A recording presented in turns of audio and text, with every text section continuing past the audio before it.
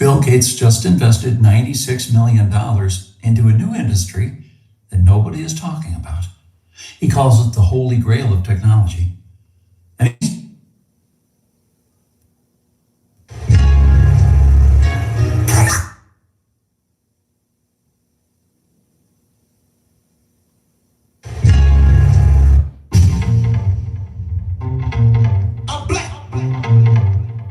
Yo, Smalls, turn up one, bro.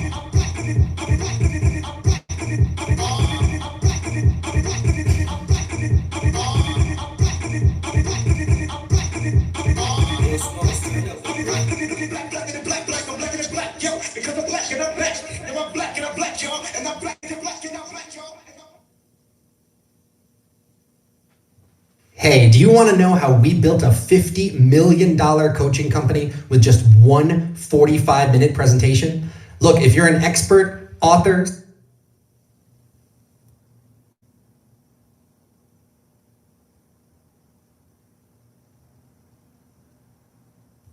You know I'm proud to be black, y'all, and that's a fact, y'all. And if the trash was mine, I take it back, y'all. It's like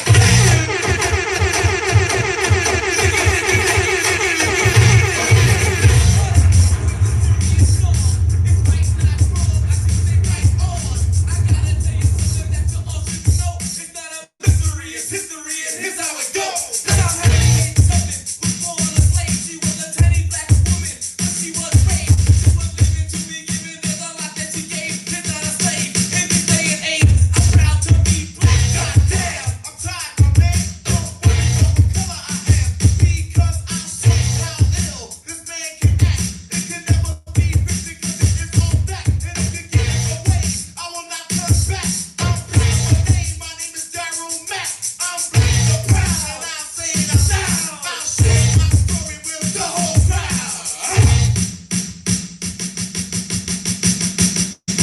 You know I'm proud to be black, y'all, and that's a fact, y'all. And if it's not in this spot, I take it back, y'all. It's like that.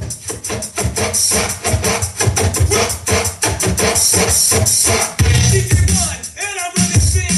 You can hear it loud and clear like when the school bell rings. Like Martin Luther King, I will do my thing. I'll say it in a rap, cause I do not sing. DMC, the man that's causing the streets. I got a message for the world, so listen up this week. Like Malcolm X said, I won't turn a right cheek. Got the strength to go to the lynch if you want to start peace, start peace. You know I'm got to be black, y'all, and real brave, y'all, and motherfucker, I can never be a slave, y'all. So take that.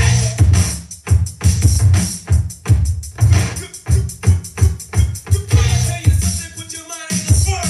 God bless the next baby that comes in this world. The world full of hate, discrimination, and sin. People judging other people by the color of skin. I'll take this matter in my own way, man. I ain't no slave, I ain't feeling no hate. We're in a tight position, in any condition. Don't get in my way, cause I'm full of ambition. I'm proud to be black, and I ain't taking no crap. I'm fresh as the pack, and I'm proud to be black. So take that. There was a man, an inventor, who invented so well.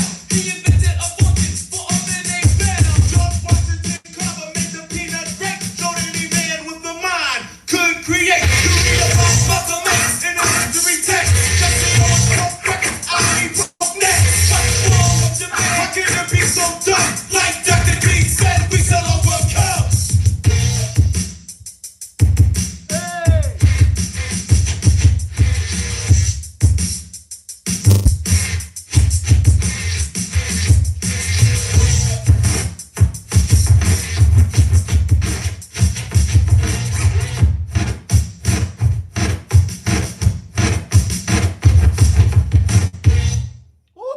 agent. Google Fiber here. Oh, you're not a Well, Wednesdays. What's really going on though? Welcome. It's your boy Dr. David Anderson, aka Mr. Blackonomics. I'm feeling my my age, my 80s ism. So you know how that goes. Let y'all feel that for just a second. Dope show lined up for you today, no doubt. Wait a minute. Hold up. I don't know. We might need some more light. We'll see how that goes. Man, I'm mic'd up. Get myself together here. All right. Dope show lined up for y'all today. This is a whole new episode of Wealth Wednesdays. Whole new 13 weeks. We just completed 2 seasons of Wealth Wednesday. So who would have thought? This was kind of like I won't say a joke, but it was totally unexpected. We was not trying to, we weren't even thinking about doing a Wealth Wednesday on last year's planning period. So this kind of just happened as COVID expanded, and of course, my speaking career gets interrupted And so, saying around here in these parts is a man don't speak, don't eat. So apparently, the firm has me, they're tricking me, literally having me turn magic tricks so that they can get paid. But it's all good. It's all about getting paid, right?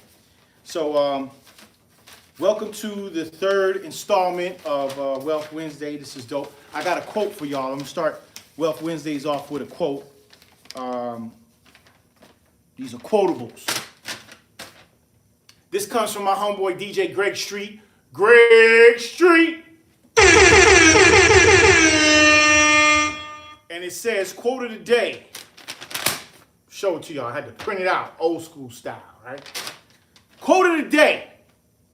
If anyone is having a bad day, remember that today, in 1976, Ronald White sold his 10% stake in Apple for $800.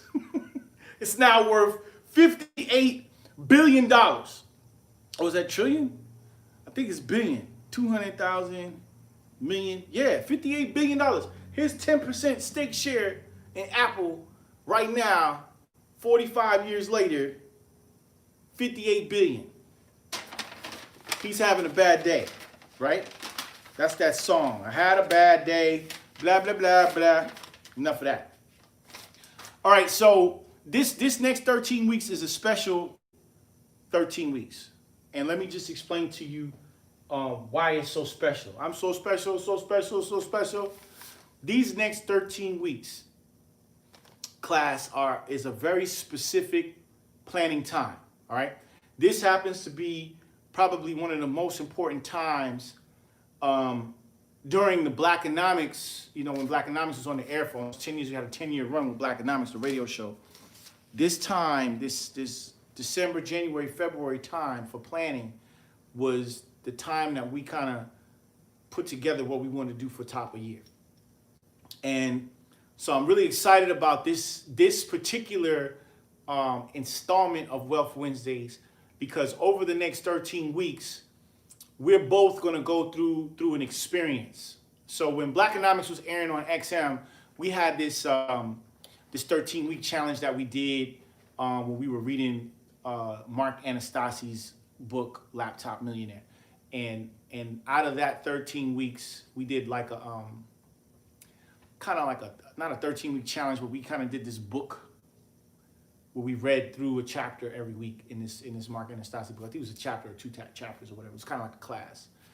And folks signed up for the class, and we went through this whole experience. And when the experience was over, people had books that they had completed. You know what I'm saying? People had birthed like major concepts, right? And so yesterday, we'll talk about this in the show in the second hour. But yesterday we had our final acquisitions day. December 1 was our final acquisitions day for for the year. And this year has been really crazy in terms of acquisitions. It's been slim pickings. You know what I mean? It's been real slim pickings. So in the 9 o'clock hour, we have some partners that were participating that got placed. We'll talk about that. We'll acknowledge them. We'll give them some shout outs. But I really want to get into this 90 days, because this next 90 days is really going to be shifting for you guys. It's definitely going to be shifting for me, because I'm going to share with y'all, some of the things that we got going on. And so as it shifts for me, I want it to shift for you too. I don't want to be the only one benefiting from, a 13-week run in terms of planning and all this other type of stuff. I want y'all to definitely benefit as well too. So I admonish you for the first part of Blackonomics, for the first part of Wealth Wednesday, to really just get into what it is that you're offering. And I'm not talking real estate right now. The real estate game for right now is on pause. I won't say it's on pause, but we can't really do anything till top of year. And the way things are moving right now, I don't really see a whole lot of inventory coming forward in January, and maybe a little bit of inventory in February. Definitely March, April, May, June, July, we're gonna be on. And so, I am gonna take advantage of this 90 days. I'm gonna take full advantage of it. Cleaning up around here, getting the floors done, taking this freaking HVAC system out of here that doesn't work, and really just focusing on these products, getting these products to market, getting these books, completed in terms of the editing, going to Africa, having them printed in Ramadan City, bringing them back here, making fulfillments through Amazon, blah, blah, blah.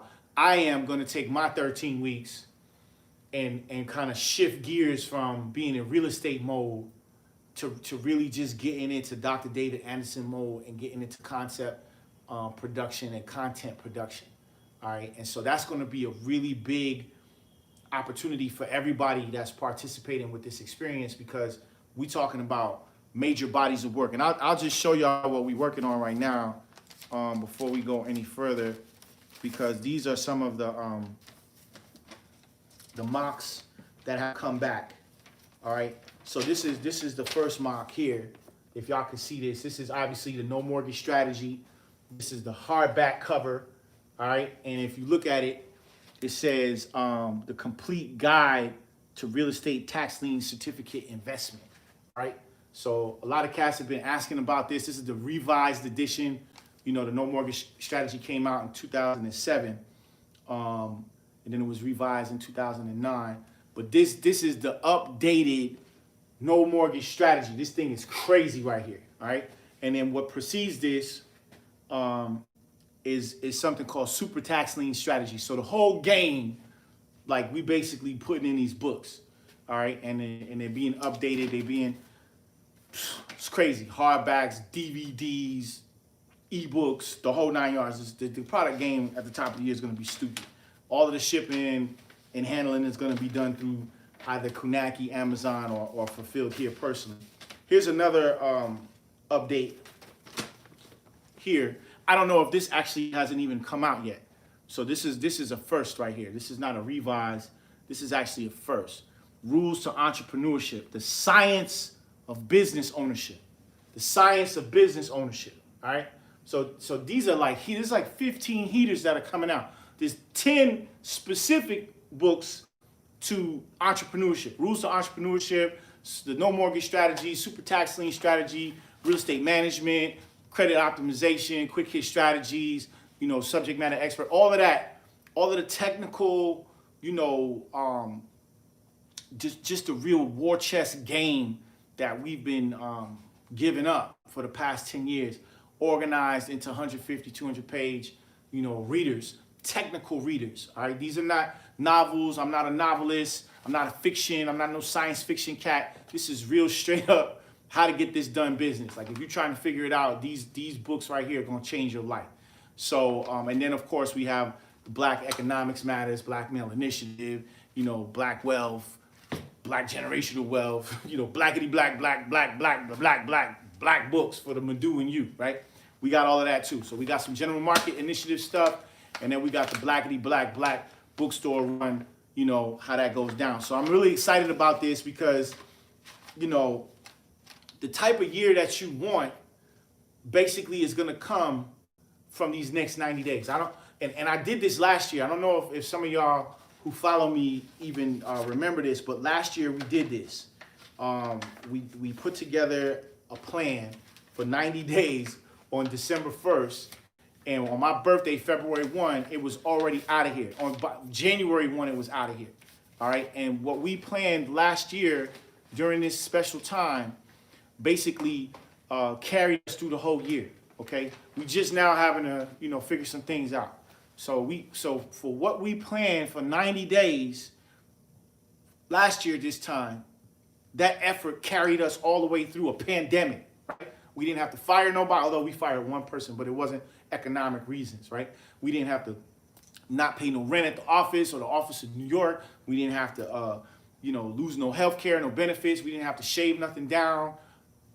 Everything that went into planning these 90 days from December, January, February catapulted us into a crazy trajectory. Even it was so powerful that even with a pandemic, with everything coming to a halt, and on August 15th or April 15th or whenever the date that it was like March something, but let's just say by April 1st, everything kind of came to a halt. Some of our partners pulled back, some serious financing that they had committed like $1 million a month for 10 months straight. And they had to renege on that. And then we had to like sell some properties to make them whole. You know what I mean? And we were able to do all of that. Crazy. So I say that to say, you know, even though our business is heavily real estate related, don't forget that George Frazier commands that we practice multiple streams of income. All right. So, you know, I'm not knocking real estate. I'm not shying away from it, but I am taking a break, and I'm suggesting that y'all take breaks too, to kind of switch gears. We already know what real estate does. We know what real estate is capable of doing, and I'm not walking away from that game. All right. But at the same time, we all have major influences. We all have major, you know, ideas and major protocols, major skill sets that we're carrying.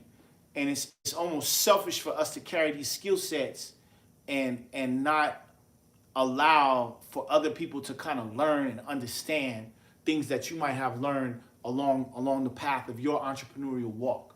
All right. And so we real big on the war chest. We understand the war chest. We know how the war chest goes.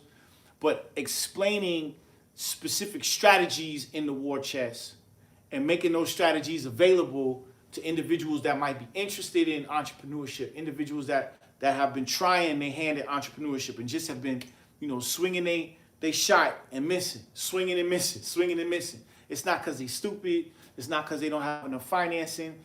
It's because if you don't know, you don't know. All right. And so taking time, especially 90 days, to figure out what it is that you know, right? And putting that into some kind of format that can be sold is powerful. Understand this, man. And I'll just share this with y'all. I wrote the No Mortgage Strategy in 2007.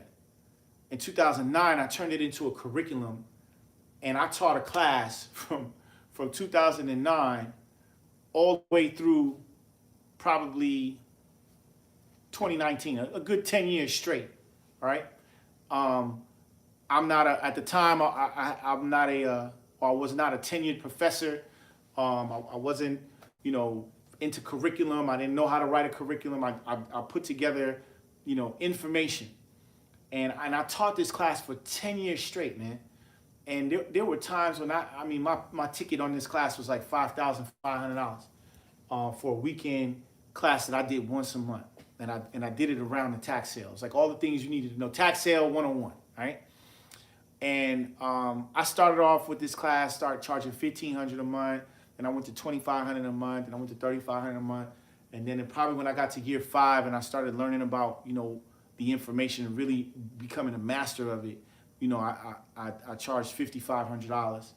And I mean, there was months that I had 10, 20 people in the room, easy. On an average, it was between 10 and 20 people and students in the classroom every month.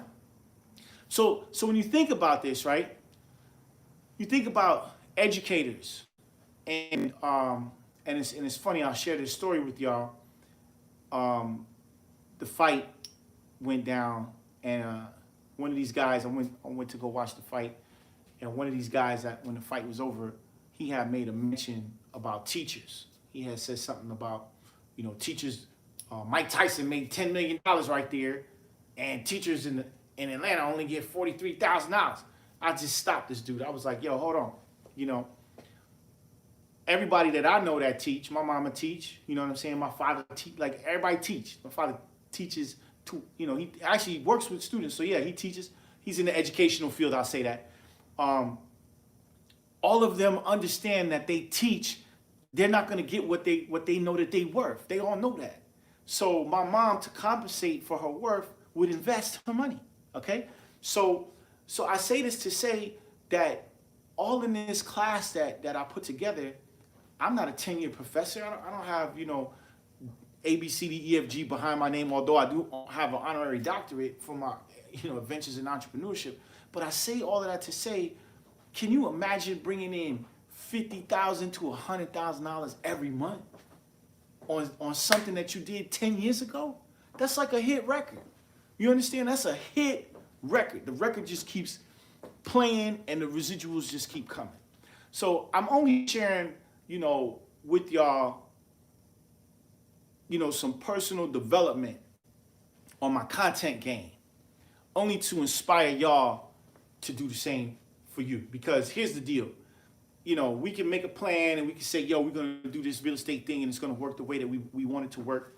And it could be pandemic number 2 and it could be a nuclear war, right? So we got to keep things, we got to have things moving, you know, and everything is in the planting cycle. You know, right now we switching gears. It ain't no real estate going on right now. And even with all the real estate that we got on the market, we got closings happening and stuff like that. But traditionally, everybody that's in the finance game, right, this thing slows down because it's the holidays and all this type of stuff. So hopefully, you know, you had closing scheduled, you know, that'll carry you through this downtime. But when it picks back up, you got to be able to make it to March. You know what I'm saying? So all I'm getting at is let's get prepared. Let's start thinking about, you know, I know this is the real estate platform, but let's start thinking about these products, man. You know, real estate is cool. You know, it's good for about, you know, 5, 10, 15, 20 million. But people that's really doing some damage, like I'm talking like 100 million, 50 million and up, they selling products, man. You know what I'm saying? Oh, well, Dr. Anderson, Grant Cardone's doing $100 million. Cool, that's Grant Cardone. You know what I'm saying? That we not trying to do no $100 million.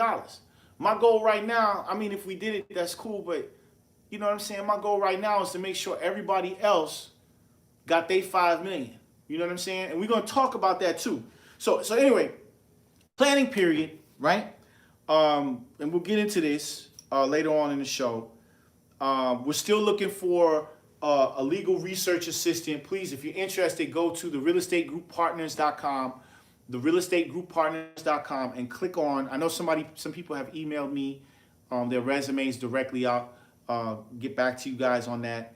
But also go onto the website and shoot us an inquiry through the website so we can follow up with you. Also, we have the LoopNet opportunity highlight. We talked about this on the radio show this morning. 3208A, I'll put this on the board. Washington Road in Augusta. We just lowered that asking price to 1.25 million. All right. So I know last week we've been, for the past couple of weeks, we've been doing a Zillow home highlight, and all of the homes that we featured on the Zillow home highlight are actually under contract. It's pretty funny. So the house on Cedar Mills under contract, closes before the end of the month. House on Jonesboro Road under contract. You know, so the Zillow home highlight is a hit. So we're moving into the LoopNet, which is the commercial side of things. So the LoopNet opportunity highlight is this address here. We'll just put it up on the board for y'all who might be interested. I think I need a new marker. The address is 3208A Washington Road.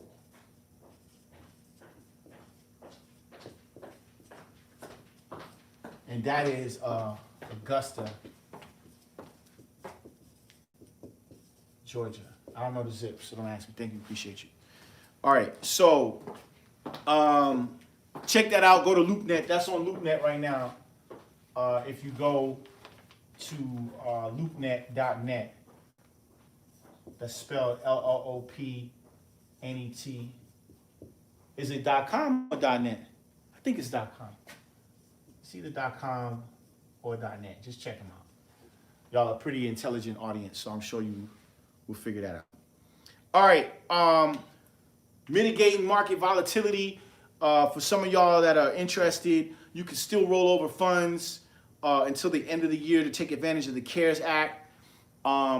In the second hour, at the 9 o'clock hour, I want to get into this. I want to drill into this because we have some individuals that are interested, but they still kind of have questions, you know, kind of uncomfortable.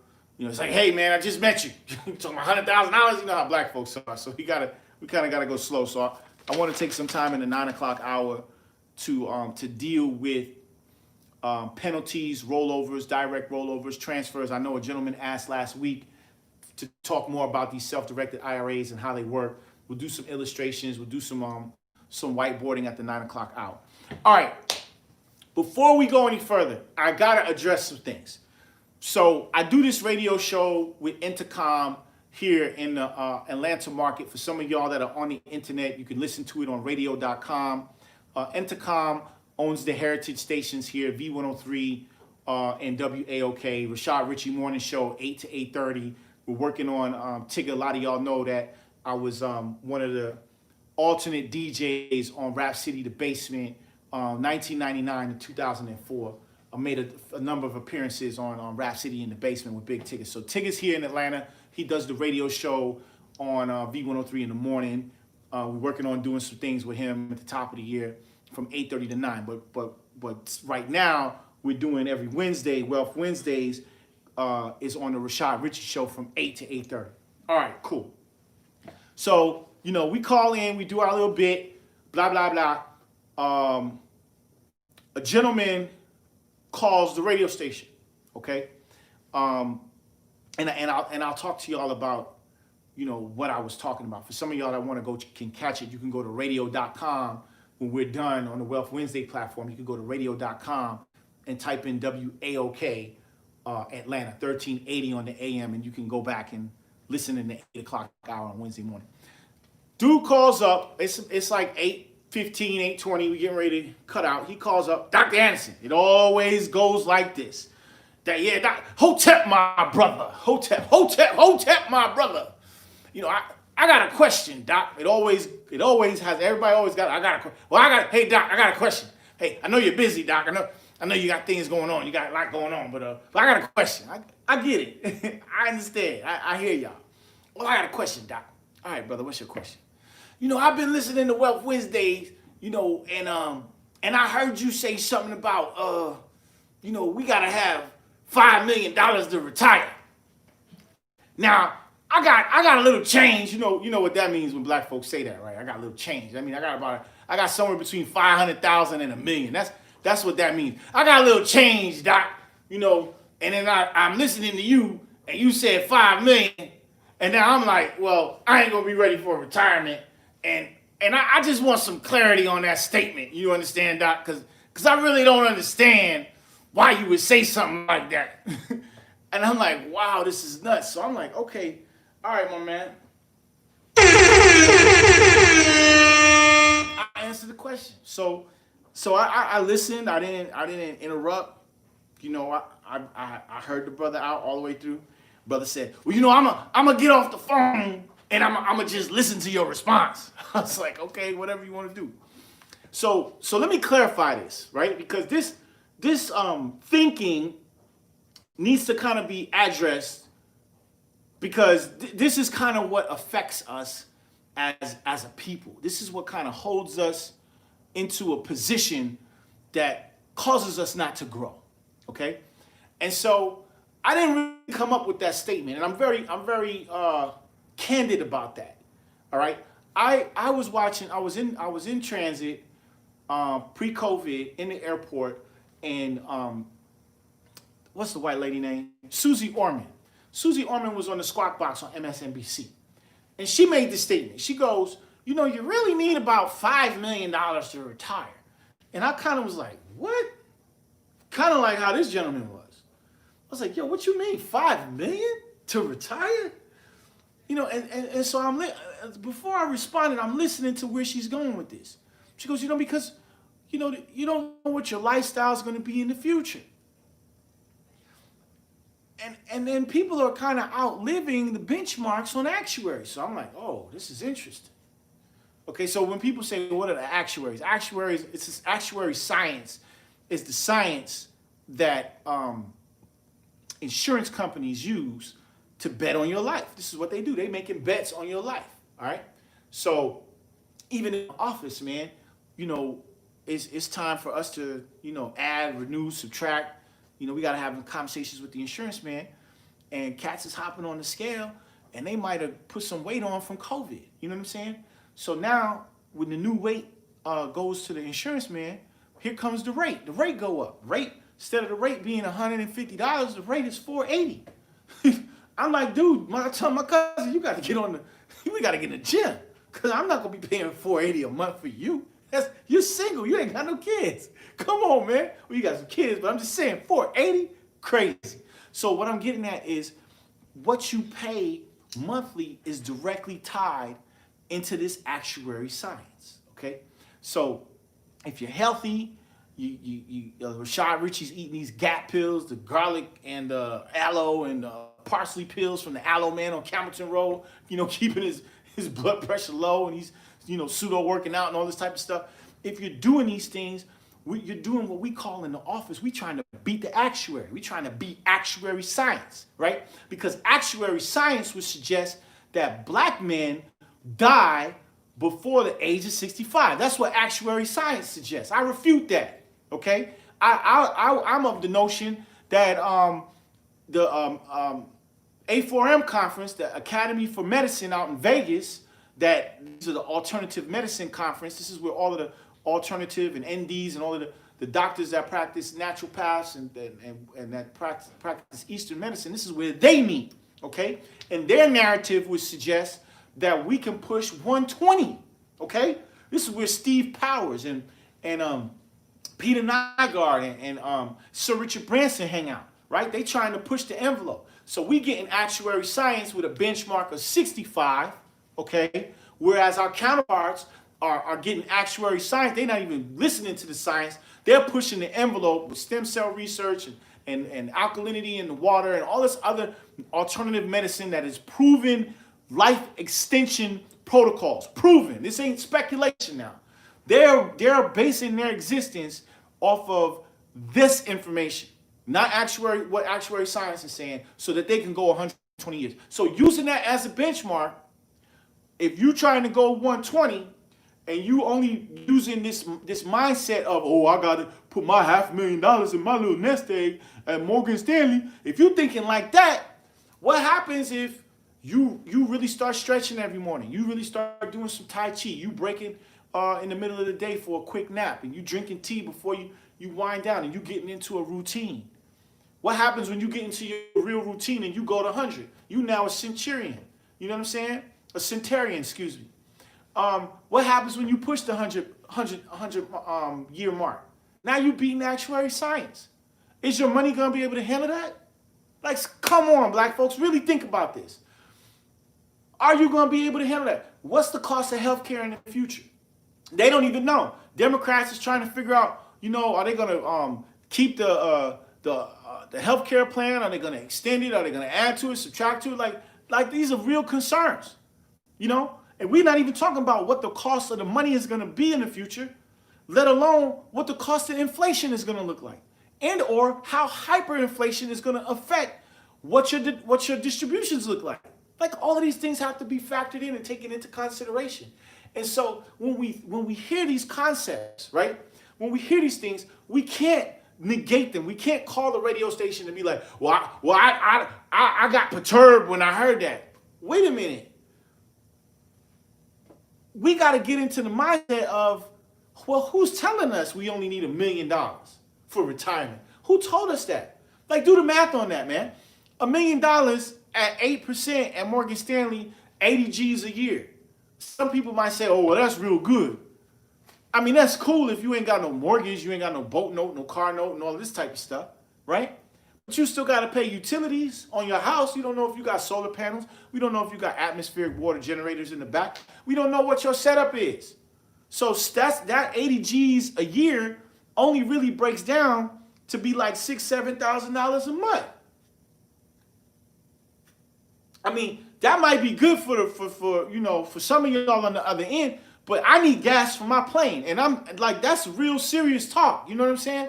We need a little bit more than $6,000, $7,000, $8,000 a month coming in, and that's with no mortgage, no car, no boat, none of that. Okay, so it's all lifestyle. It's all in what you're trying to accomplish and what you're trying to do, and really lifestyle and how long you expect to live. It's not based on actuary science. Actuary science is the benchmark they're using to measure what it is that they expect you to do. And so we can't be in that mindset of doing what is expected of us. That's crazy. That's like somebody going and only having traditional health insurance. Like, that is nuts. You cannot just have traditional health insurance in this climate. You gotta have an HSA. I mean, like, seriously, man.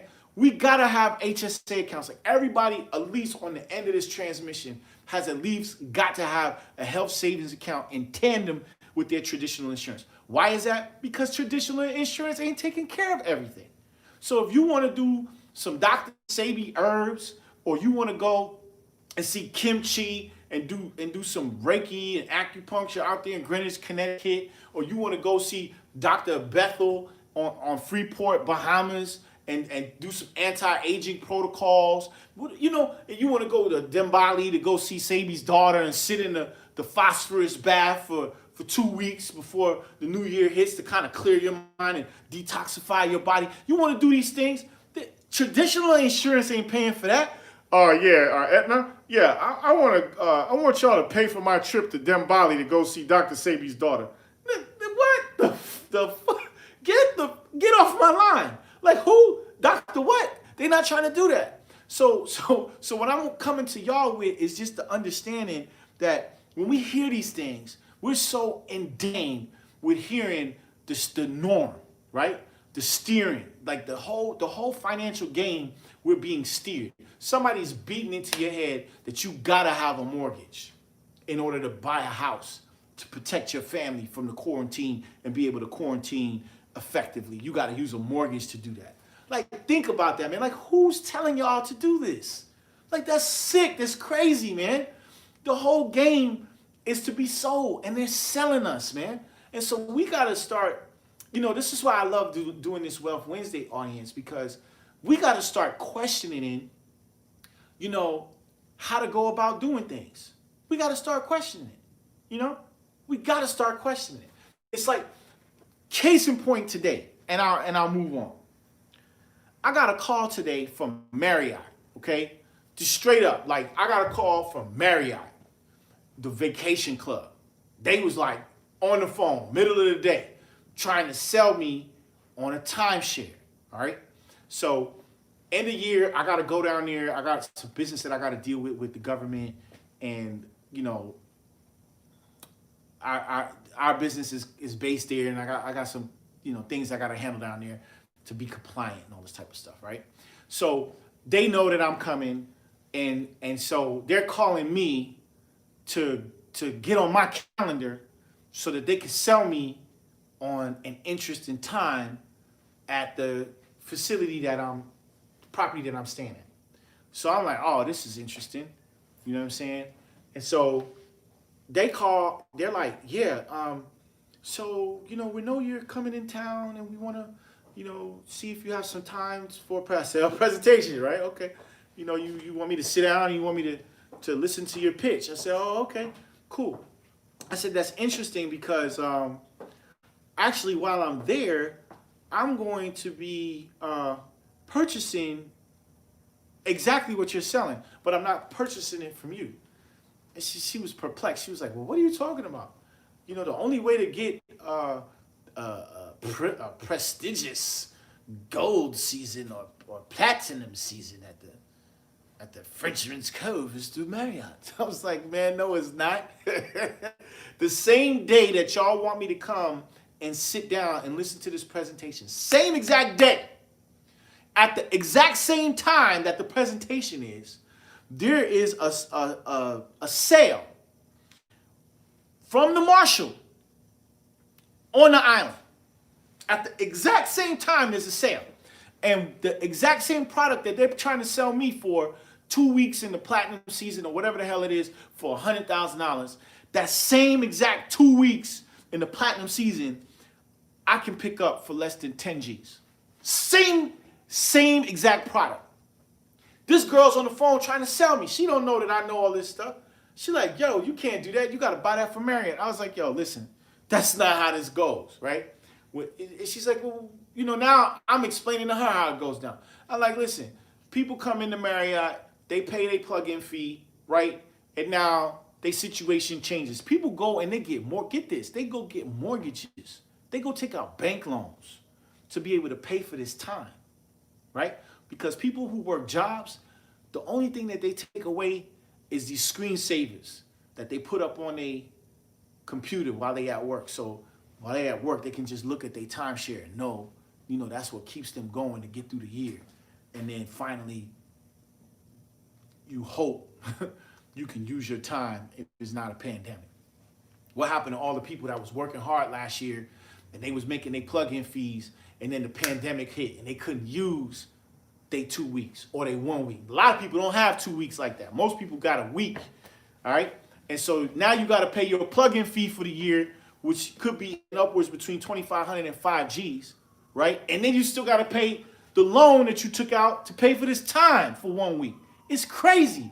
Vacation clubs and timeshares are insane. I don't even recommend them. The only reason why I'm doing this is because the deal is so dope.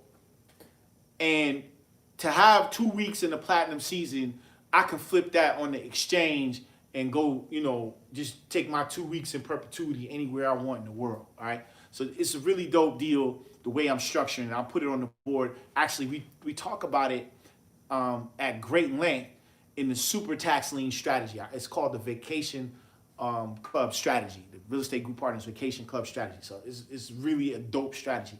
But I say this to say, Marriott calls me on the phone, middle of the day, ain't talking about nothing, trying to sell me $100,000, 50 grand per week for 2 weeks, 100 G's. And this girl thinks she gonna get a sale? I'm like, yo, man, information is everything. So I say this to say that we gotta get on our information game, man. We can't just be going with what somebody tells us is their truth. Because this girl swore up and down that the only way that I could get, into the vacation club, mind you, I'm already a platinum lifetime member at Marriott, right? The only way I could get into the vacation club was through her. At this meeting, you're gonna tie my day up. I'm in town doing business. You're gonna tie me up. I gotta go meet with the governor. I got business going on, right? On the island, big business. And y'all wanna tie me up for 2-3 hours to beat me in the head to get me to pay you 100 grand when at the very same exact time, there's a sale going on, and that sale is going for $5,000 per week. Forget out of here. Forget out of here, right? So I say that to say, this is how we got to start moving, man. We got to start moving like in New York, when I was coming up, they had these 3-card Molly games, and it was a hustle, right? And so my mom was like, don't stop there, right? And it was interesting because it was like, they always had music going on. It was always more than one person. There was people agitating the situation to try to hype it up, make it look like people was really getting money. And if you wasn't really paying attention, if you really didn't know, it was real easy for you to get sucked into that game, and now you losing money, right? Because you're trying to find the ball. You trying to find where the man put the ball. And this dude, this is what he do. This is how he make a living, right? And so you always got to be on the lookout for the Molly game, man. It's 3-card Molly. And it's almost with every phone call that you get, it's somebody on the other end trying to sell you something to get your money out of you. And if you're not paying attention, if you're not following where the ball is going, you could miss it, right?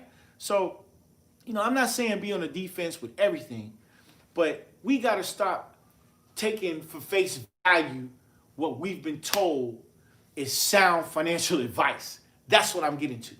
Because I'm really of the notion, the more that I get into what is really sound and what sound financial advice looks like, it don't even really look like what it is that we've been told. It definitely doesn't look like a mortgage. It definitely doesn't look like a timeshare. It definitely doesn't look like a car note. It don't look like none of this stuff. It don't look like credit cards. It don't look like none of this stuff that we've been told. But somebody is pushing this agenda. Somebody is pushing the idea that debt and managing debt, the process of managing debt, is actually how life works. And it's totally the stupidest thing ever. Like, we should not be in debt. There's no way that we can manage a pandemic in debt, playing a real estate game. There is no possible way. There's no way. So if there's no way to manage debt, if there's a crisis, because there's income issues and what they call income interruptions, then why are we buying into that? Why are we buying into these strategies of, oh yeah, I'm gonna assume some debt? Think about this, man. Like, have you ever even just looked up the word entrepreneur? Like seriously, class, have y'all like looked that up? Just Google it right quick. Everybody, stop what you're doing. Go Google entrepreneur. Entrepreneur, right? Entre, French origin, French, huh? Entrepreneur, right? That's some French Anglo-Saxon stuff, huh? And when you look at it, this is the definition that Merriam-Webster suggests. It says, entrepreneur, one, listen, one who assumes, one who assumes the risk of a business and or enterprise. That is the definition of this word, entrepreneur. French Anglo-Saxon origin, noun, one. Who is this one? O-N-E. Who is the one? Who has the audacity to assume, assume, assume? Who has the audacity to assume the risk of a business and or enterprise? Who is this person? Who has the audacity to walk in and say, I'm going to assume this risk? Who does that? It ain't my black behind. I'm not walking into the bank talking about, hey, I want to assume the risk of this business and or enterprise. Who has that kind of audacity? Think about this. It's not us. It ain't me. USDA ain't giving my black behind no $50 million to go build a hemp farm and put a radio scope on the top of the sassafras. Who has that audacity? We need a new word. And if you look up Urban Dictionary, the new word is entree, from entrepreneur. Pro, taken from product, to produce, to bear forth fruit, which is what we're talking about. Huh? Negro, people with burnt faces, land of Kemet. Entree, pro, Negro. Noun, origin, street. What does it mean? Meaning, huh? One who creates business and or enterprise. Negative. One who creates opportunity when one does not exist. That is the definition of an entrepreneur Negro. Huh? One who creates opportunity when one does not exist. We don't need no money for no bank. We don't need no money for no USDA. All of the things that we need to be successful are in our grasp. It's in our midst. It's in front of us. We are so embedded in the concept of, oh, I need money. Oh, I need resources. Oh, I need dough to be. You don't need that. You listen, man. This thing is very simple. When you believe in your own stuff, you got everything that you need. Period. End of story. You don't believe in your stuff, you got a problem trying to convey your message. You don't have no confidence in your ability to make things happen. You can't get people to give you no dough, right? But when you're confident in what you do, you got a proven system. Your system works. You can show this is what we've been doing for the past 10 years. Oh, well, Dr. Anderson, I just met you, brother. I don't really know you that well. You know what I'm saying? You want me to give you $100,000? I don't want you to give me nothing, right?